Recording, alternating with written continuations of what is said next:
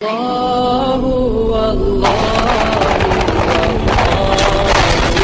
غازی یہ تیرے پراسرار بندے جنہیں تو نے بخشا ہے ذوق خدائی۔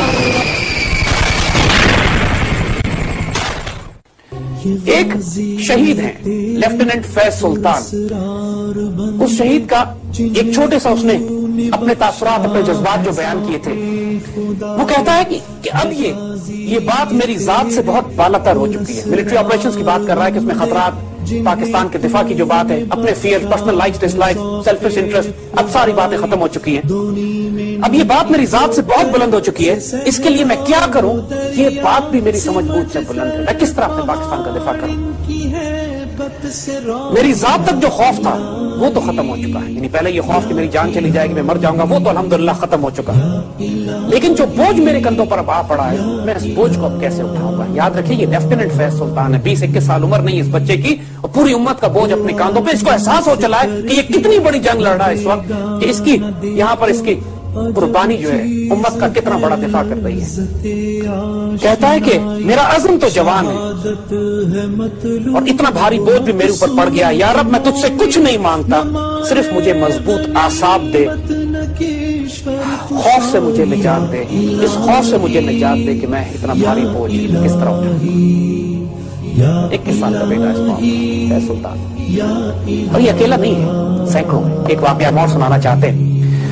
جو کانوائز موو کرتے ہیں وزیرستان میں اور ان تمام علاقوں میں، اس میں جو سب سے اگلی گاڑی ہوتی ہے وہ سب سے زیادہ ولنریبل ہوتی ہے، کہ آئی ای ڈی پھٹنی ہوتی ہے اگر تو اس گاڑی میں پھٹنا ہوتا ہے، اس کے آفیسرز جوانوں نے شہید ہونا ہوتا ہے، ایمبوش ہوتا ہے تو پہلا فائر ان پر آتا ہے۔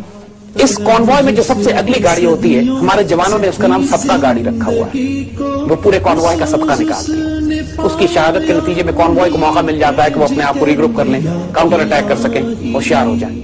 تو فیض سلطان اپنی ڈائری میں پورے دن کے حساب سے لکھتا ہے کہ آج ہم اس آپریشن پہ جائیں گے، آج اس آپریشن پہ جائیں گے، آج ہم نے یہاں پہ کارروائی کی، ہم اتنے دہشت گرد مارے، آج ہم نے اتنا ذخیرہ اسلحے کا قبضہ کیا۔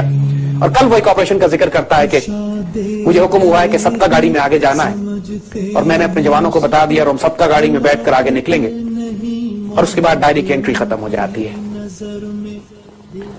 فیض سلطان صدقے میں چلا گیا، اس نے اس امت کا صدقہ دیا، اس نے اس پاکستان کا صدقہ دیا۔ ان نوجوانوں کا، ان جوانوں کا، ان شہداء کا، ان غازیوں کا ہم پر بہت بڑا احسان ہے۔ اپنی اس عید میں ان کو شامل کیجیے گا، بکرے ذبح کریں اور اپنے دوستوں میں گوشت تقسیم کریں، تو اپنے ان شہزادوں، اپنے ہیروں کو یاد کیجیے گا کہ جنہوں نے صدقہ گاڑیوں میں بیٹھ کر اپنی جانوں کے صدقے دیے، اس لیے کہ آپ کے بچے عزت سے آپ کی گودوں میں رہ سکیں۔ انشاءاللہ اللہ نے اس پاکستان کو عروج تو دینا ہی ہے۔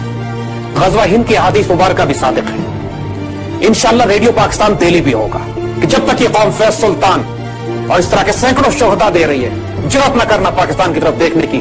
اب اس دن کو پچھتاؤ گے، اس دن کو رو گے جس دن تم پیدا ہوئے تھے، کہ یہ پاکستانی قوم اپنی عزت کی حفاظت کرنا بھی جانتی ہے۔ آج بھی اس میں طارق، خالد، قاسم اور ٹیپو جیسے بیٹے پیدا ہو رہے ہیں، اور یہ ماضی کی بات نہیں ہے، یہ اللہ کا فضل ہے کہ آج روز ہم ایسے شہید دے رہے ہیں، روز ایسے بیٹے سرحد پہ جا کے آپ کی عزت اور آبرو کی حفاظت کر رہے ہیں، صدقہ گاڑیوں میں بیٹھ کے امت کا صدقہ نکال رہے ہیں۔